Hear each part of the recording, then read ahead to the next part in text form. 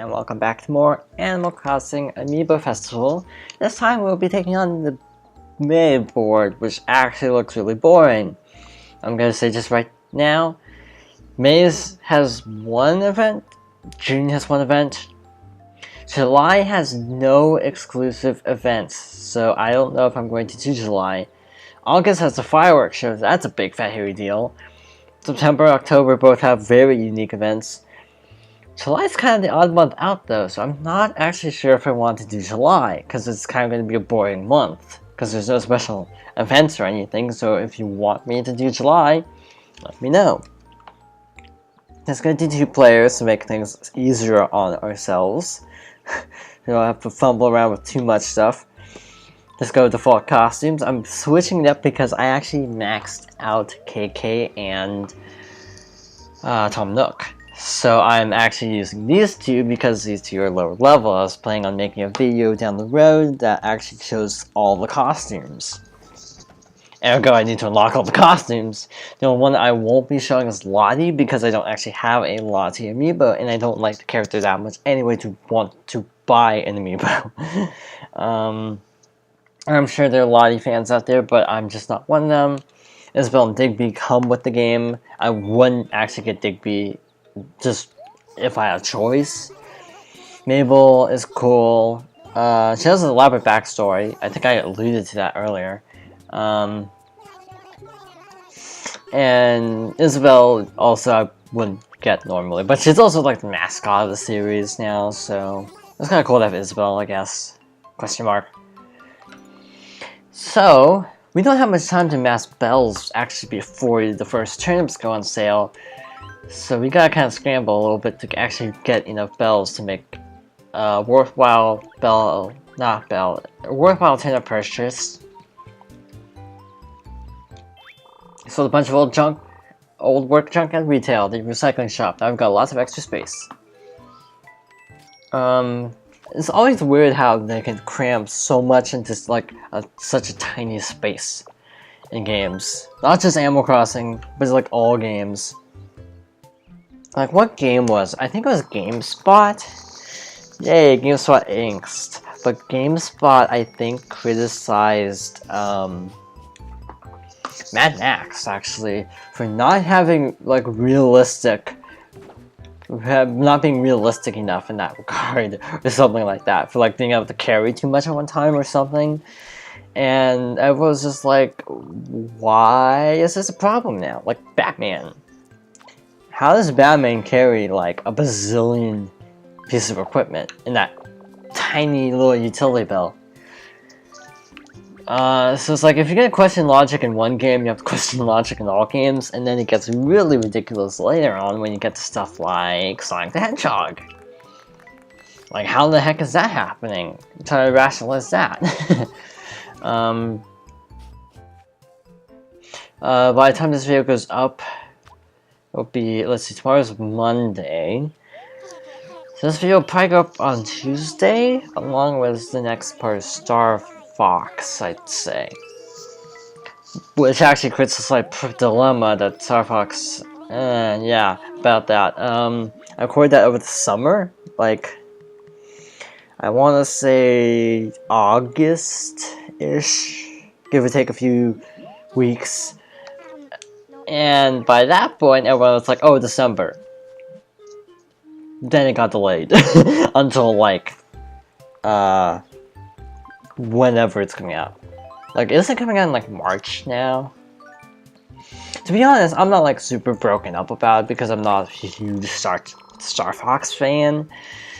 I like the games, I think they're fun. I don't think I've ever bought a Star Fox game at full price though, if that's an indication of how I feel about the franchise. Just not worth it. Of course, you could say that about a lot of Nintendo games this year. This has been a really weird year for Nintendo. Because they've had some of their best games, and some of their worst games, like back to back. Like Yoshi's Woolly World came out the week after Chibi Robo. Simple ass.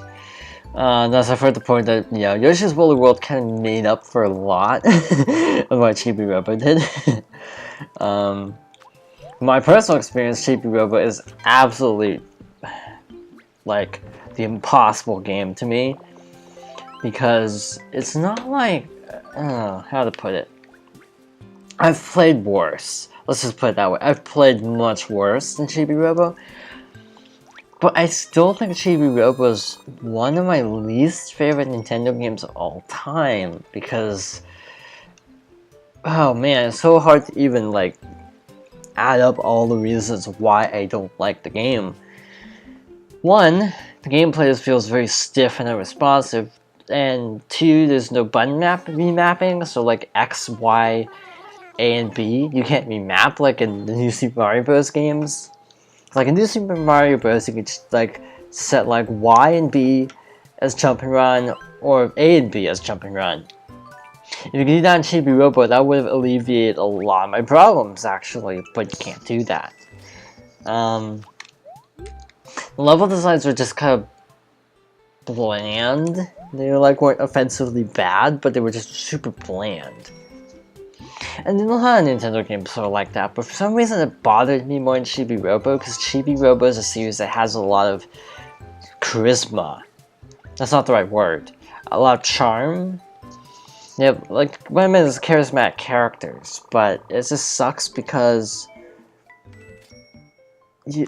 again, here's another weird thing. My next reason for not liking it doesn't have to do with the fact that it's a fan service thing or not. It's just not, in my opinion, a good game. I mean, if I had never played a Chibi Robo game before, this wouldn't get me interested in the franchise because the game is just so, like, derivative and tedious and,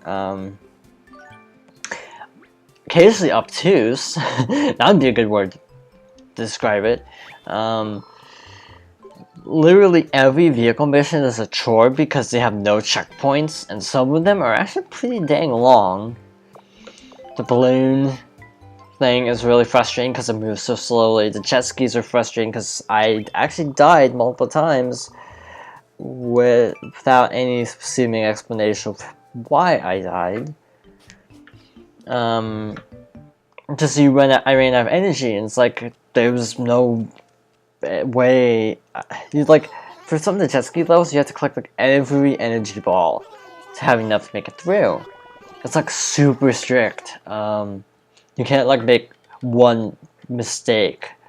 It's for some of those vehicle levels, like some of the skateboarding ones too. It's like there's this one jump actually that I've actually read about.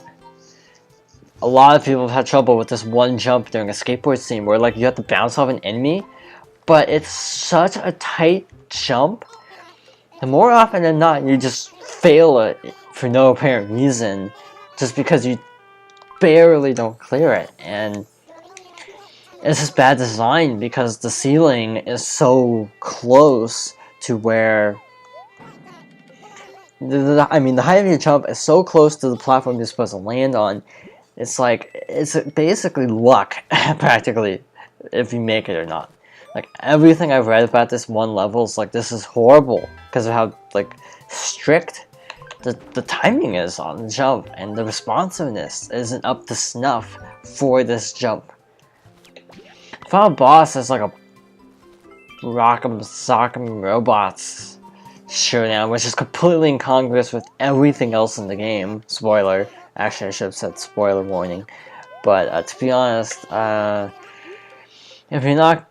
you haven't gotten to Chibi Robo already, I'm not sure how many people are like waiting. Like, I think most of the sales for Chibi Robo have already happened. I don't see it having like long time sales, like a lot of Nintendo games actually. What else? The music, I don't remember any of the music at all. I don't remember. The enemy designs are just kind of okay, not anything to write home about, but just okay. On the whole, I give the game like a 4, because it works. I mean, most levels are playable. The exception being like the submarine levels, which do so much inertia, like an actual submarine, that is completely not fun. It's like, just get the people who made Steel Diver to make your submarine level. It would have been as simple as that. Steel Diver honestly doesn't play that badly. It's like, why? Just why? But again, like, all these complaints, but the thing you if you are interested in the game, the thing you should take away from the game is, from my comments, are that the game is not just a bad chibi robo game, it is actually a bad game in its own right, which is not a compliment. It lacks anything. Oh yeah, repetitive dialogue too, because dialogue repeats constantly throughout the game. Like, every time you give an animal a snack, the same dialogue plays, basically to the lead up of you actually giving them the thing. Yeah, the game, the lack of personality is an issue I have, but it goes beyond that. Because if this was like a brand new game, brand new IP, not Chibi Robo at all, I would still hate the game. And it goes beyond to just not being a good Chibi Robo game. And then you have games like Yoshi's Island, like Yoshi's Woolly World, that I don't really feel like that fatigue sets in as much. Of course, then again, Yoshi's Woolly World, if you want to know my thoughts on Yoshi's Woolly World, just watch those videos. I think it's ended, the last videos are going up in like December or January. It only took like 15 episodes, but 1 a week is a little bit slow. I kind of wish I hadn't gone for the 1 a week thing, because I would have been done with the series already, but otherwise. Like, Woolly World, I don't think...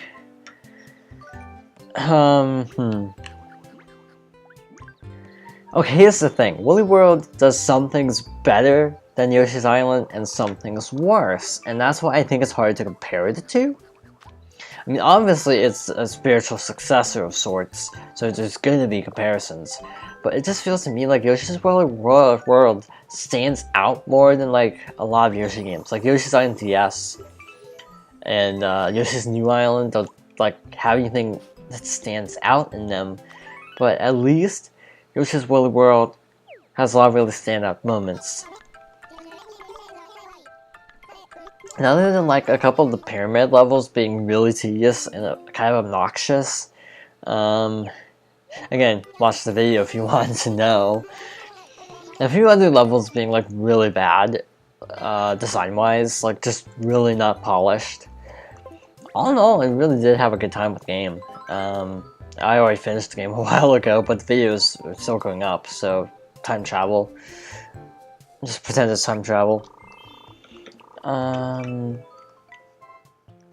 biggest complaint would be that sometimes the game relies too much on nostalgia. The mid-boss of World 1 is Bert the Bashful. Yeah, you know who he is. No, not the mid-boss, the 1-8 boss, not 1-4. Yeah, the main boss of World 1 is Bert the Bashful, and it's just like, I've always seen this guy like in every Yoshi game. This has gotten old. And also mid-bosses repeat. Like, there's a Koopa boss, a mole, and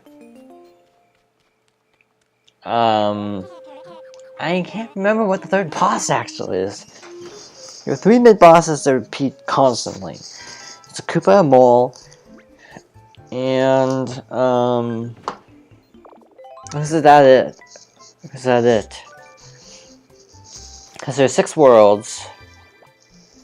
So just alternate fighting those 2? Is that what I'm thinking of? Yeah, none of the end bosses are repeats though, so that's good at least. It's something it has over like Captain Toad. Captain Toad only has like 3 boss battles, and they're basically the same thing both times. Now again, don't get me wrong, Captain Toad is actually a fabulous little game. Emphasis on the word little, by the way. It's at a discount price for a reason. like this game, I'm having fun with it. The Amiibo are cool, nice little collectibles, especially because most Animal Crossing merch is expensive because it's imported, like Nendoroids. Yeah, I'm not big enough of an Animal Crossing fan to want Nendor of everybody.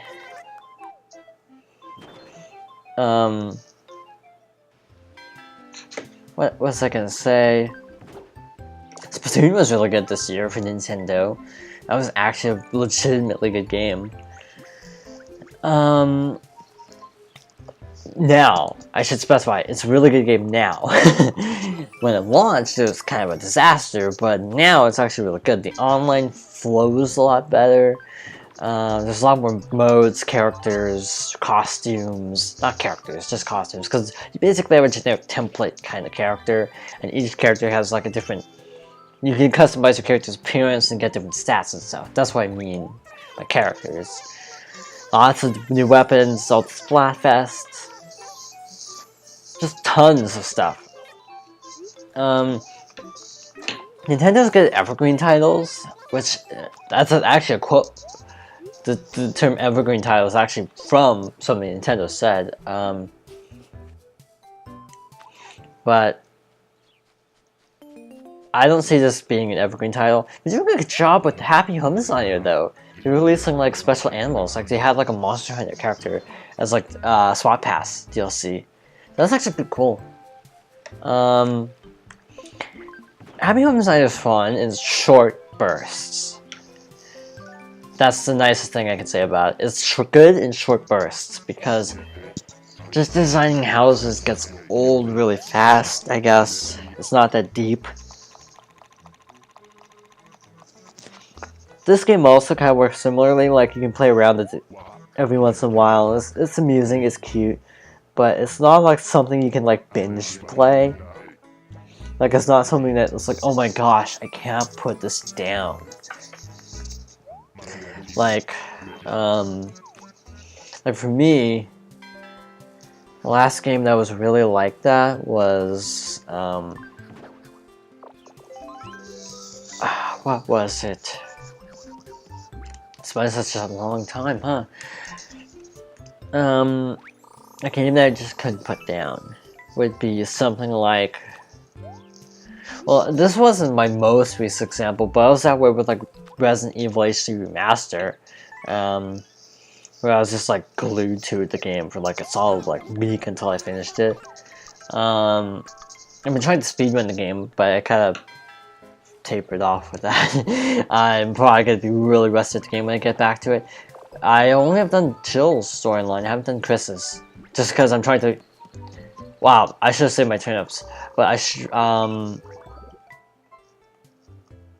But yeah, I'm kind of trying to memorize the basic route for Jill's storyline before I move on to Chris's storyline. Try to get all the achievements out of the way to avoid the one dangerous zombie mode, to be completely frank. After you beat the game on normal mode with both characters, you unlock a special mode that's way harder apparently, because the zombies with like explosives strapped to them chases you through the mansion. So I'm trying to do as much as I can just in Jill's storyline, and then just do the final couple things like all the ending trophies with Chris. I'm definitely not gonna platinum the game though. I'm not good enough at the game to platinum it, because I have to beat the game on normal, and be another 3 hours I think to unlock the unlimited rocket launcher, I think. But I'm not good at this game. Not good, that good at least. My best time on very easy is like, oh, 3.5 hours. And I know where I lost time, because I kind of dinked around. I was like torn about which ending to get, so I got some of the ammo discs and missed some others. And thus I spent a lot of time just running around just because I didn't know which route I wanted to take. But yeah, Resident Evil was really engrossing. The first Tomb Raider was, but I honestly can say I'm not getting into Rise as much. I think it's just because I'm busier right now. When I played the original Tomb Raider, it was like the week of E3, because Rise of the Tomb Raider was just got its like first big reveal. So it was like June, so I was out of school. It was literally the day of my final, I think, when I actually played Tomb Raider. I think it was the day of my final. Japanese final. I think I did okay on it. Obviously, since I passed the class, but I think that was the same day. And like, yeah, Tomb Raider, 2013 Tomb Raider really held my attention. Rise has so much cred to doing it that I'm getting so lost that that's kind of becoming a problem for me. There's too much to do. I feel kind of overwhelmed by the game. I'll probably finish it over Christmas break. Just that'd be a good time to focus on it. Triforce Heroes I haven't played because I don't know two people who own the game. To be blunt, I don't know two people with the game. He was playing with friends, so I don't have it yet. I was just basically in the same boat I'm in, where it's like there's so many games right now. It's like Triforce Heroes just doesn't seem like a priority. It just seems like down the road maybe form a team. But it's just like right at the moment, like no one seems concerned in my social circle. Mario Maker is good. I feel like it's getting better because they keep patching it so much. They're adding in like, I think they opened up like an online database for level searching, so that's cool. You're constantly adding new official courses, meaning a lot of them are like complete rubbish. So it's like it's good to have a pool of levels that you can pick from reliably. Not have to worry about you getting some piece of crap that you can't finish. Even then, it feels like the bad levels are becoming fewer and far between. Few and far between. Like from what I've seen personally, it feels like people are actually trying a lot harder now. It's not perfect. It never will be perfect. But it just feels to me like I played through normal just for fun, trying to unlock another costume. And it felt a lot more balanced, actually. It felt a lot more balanced than that one video I did where I like almost rage quit because of how many horrible levels I got in a row. Speaking of horrible events, there are actually events in this game, I'm finally talking about the game again, where you can actually lose all of your bells. And if you have like, I don't know, 200,000 bells, which just happened to me, where I had like 150 and land on this space, got this event, that really sucks when you lose all your bells, and it's luck, so you can't do anything about it, and you're essentially down like a good 1 to 200 happy points just because of luck. So yeah, I have, like, if I had to give this game a score, it'd probably be a 6. I think I played enough of it to actually judge it, and I think it would be a 6. It's not bad. I will not say it's as bad as people are making it out to be, but it's not like a good game either. It's kind of middle of the road. I mean, I'm enjoying it still. It gives you time to talk about other stuff, but like I'm not actually talking about the game like at all because there's not enough happening to be really engaging for commentary, so I'm just talking about other games. Like 2015 was actually a really dang good year for games because even the bad games were still pretty dang good. Like a lot of people are so sore about Batman. Yeah, PC fans, I feel your pain. I can't even run basic games on my PC. So yeah, I feel your pain. But the console versions work fine, at least. I think Xbox One had a couple glitches at launch, but I don't recall specifics. The Witcher was kind of broken on the Xbox One at launch, but they patched it really, really fast. Let's see. Metal Gear Solid, other than the all the problems pretty much everyone can agree on with the story, a lot of people can also agree that it's actually pretty solid. Like, it's not the best Metal Gear, according to like everything I've heard. No one that I haven't heard much like, oh, this is the best Metal Gear. But it's at least better than 2? Question mark? Yeah, I hear 2's like considered the worst. It's funny because I actually like 2.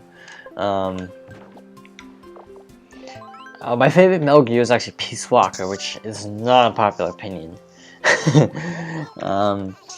I don't know, I just felt the most engaged by it, and even then that's not saying anything, because most of the time Metal Gear stories tend to bore me at some point or another.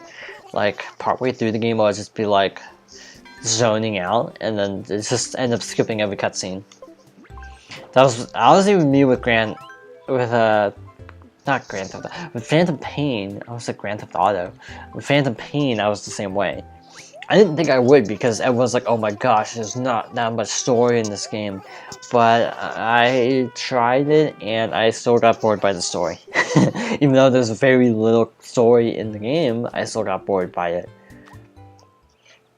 And today's Mabel's birthday.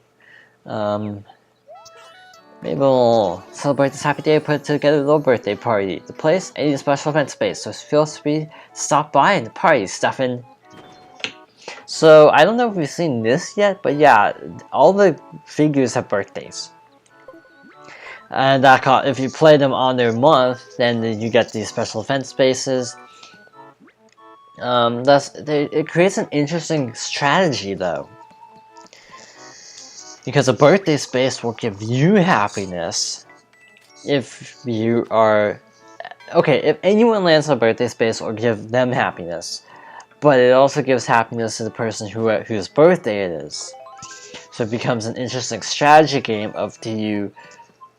Like, okay, hypothetically, if Isabelle had landed on the space, both Isabelle and Mabel would get happy points. But this way, only Mabel gets happy points, but she gets more happy points. It's like, is it worth the 3 happy points you get to give them 5? And it's a good thing we sold all the turnips because the value is crashing. It's actually really stupid when it crashes on the very last day of the week, because then you have no time to react. I've had them crash twice also, which have been really low scoring games, like 150 happy points at the end. Because you have to have a lot of bells to get up to like 200. Sometimes if like the stocks crash twice in a row, there is literally nothing you can do. You have to sell the bells at a humongous loss, and then subsequently you're less happy. So one time I had a game where like everyone kept landing on negative spaces, so it was really low scoring. Like, I think I was playing KK at the time, I ended with a negative score for bells. I ended with negative bells, if I recall correctly, because of how crushed I kept being by the RNG. I'm actually playing the main Animal Crossing yet. Today I was just reshuffling Pokemon around. Mainly, I was transferring from like Ruby to... Ruby. What am I thinking? From Sapphire to X, I think. Yeah, kind of a big trade. It's actually a lot of work because, like Rayquaza, I don't know how it's pronounced. I hear both. Dragon Ascent can only be learned in the new games. It can't be learned in X and Y, so you have to delete that. You can't have any HM moves. You can't have any Megastones that were only in Ruby, Sapphire, not in X and Y. No Primals. Well, actually, come think about it, I transferred over Latios, and I didn't take off the Latios site. It's confusing. To be fair, I'm actually a complete moron when it comes to Pokemon. I just like the Pokemon that look cute, basically. Like, my team in Sapphire was like a Glaceon, Beautifly, a Swellow. I think I threw in like an Abomasur just because I would have gone completely decimated otherwise by all the gyms later on. I keep calling it Sapphire when it was actually Alpha Sapphire. I should also clarify that much. Yeah, trading Pokemon is so much harder than it used to be, which is actually funny because I actually have a Pokemon from Ruby that I transferred. No, Sapphire. No, wait. Back up. Which one did I have? Which one did I even have? I had Emerald. So I think I do have Pokemon that I transferred from Emerald all the way to Alpha Sapphire. That's kind of an achievement. Alpha. Wow, why do I keep messing that up? Ruby, Emerald. I'm getting mixed up now. Emerald was like my favorite as a kid. And by a kid, I mean like when I was like 13 or 14. Because I got the Pokemon way later than everybody else in the world. So yeah, I like Oris, but I would still say I like the Emerald better, just purely on nostalgia. I will not even lie about how much nostalgia I have for the game. I'm not even gonna sugarcoat that.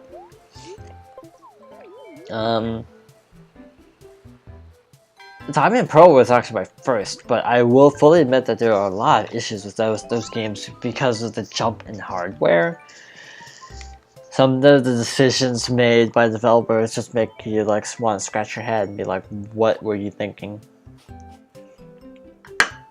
I'm trying to think of anything in particular. Like the Pokétch, I think is kind of a weak aspect compared to the Pokénav. Because like the Pokétch, you can like draw on it and you can like do a bunch of useless stuff. It's like, it's not a very useful thing to have the entire bottom screen dedicated to. Now the games have the bottom screen dedicated to the like trading and online stuff, which to me is such a good way to do it because you have all the online stuff on the bottom screen. You can like quickly access it. Like if someone like Skypes you and is like, "Hey, yo, we should play Pokemon," then you can just like push the button and boom, you can be playing Pokemon online. It's not that hard. But like Diamond Pearl, the online is comparably obtuse from what I recall. You have to go to the Pokemon Center and everything. It wasn't just like pushing a button on the bottom screen and poof, you're in a match. But yeah, I will still say I have a ton of nostalgia for Diamond Pearl. Piplup was literally my first Pokemon ever, so yeah, I fully admit that I'm super biased. Because most people hate the Ruby, Sapphire, and Diamond and Pearl. People like Emerald better because it has Battle Frontier at least. That's something in its favor. I think I sold. And yeah, what else? I hear Super Mystery Dungeon is all over the place with critics right now. Some people really love it, some people really hate it. I liked Explorers of Time. No, Explorer Sky. I think that's the version I have. I played Dark and... wait a minute, which version? Yeah, I think I played Dark, and I think I played, Sky. Which is basically just the third entry. I've also played Blue Rescue Team. I have not played Red Rescue Team.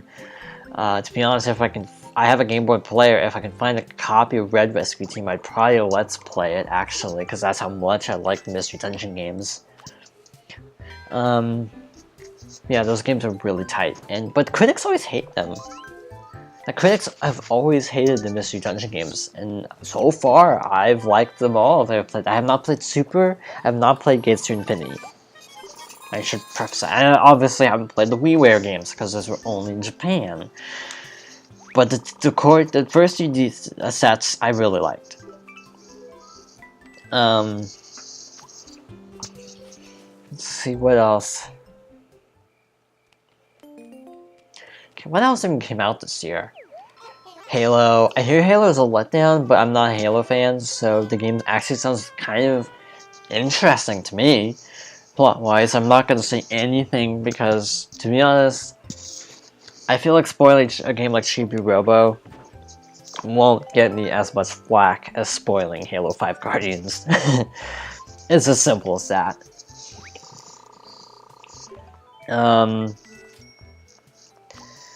To me, the plot sounds intriguing because I have no attachment to the characters, but if you do have attachment to the characters, apparently the plot's really upsetting. That's what I've heard, at least.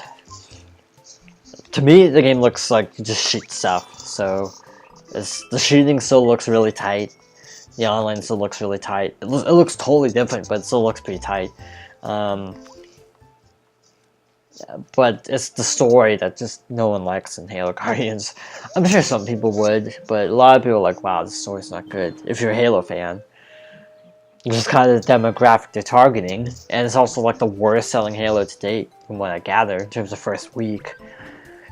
I hear Tomb Raider also bombed, mainly just because of, in my opinion, pettiness. Some people are being petty, I think, because some people were like, this is a timed exclusive, I'm not gonna buy it, even if I have the system that can play it. Other people legitimately can't play it right now. Like, the people who are like, I only have a PC, I don't blame these people, because I would not say it's worth getting an Xbox One for. If you have a 360, then just get the 360. Okay, that's crap. That was complete crap. They're losing 50, that's 50 happy points right there.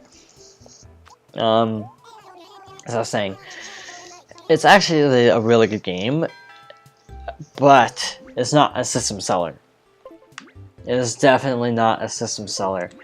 So, like, I can tell why it's not doing well, because say if you have a PS4, just wait for the PS4 version. But it feels like some people who like I just get the feeling that some people have Xboxes but just are mad at Microsoft, period, and thus just won't buy it.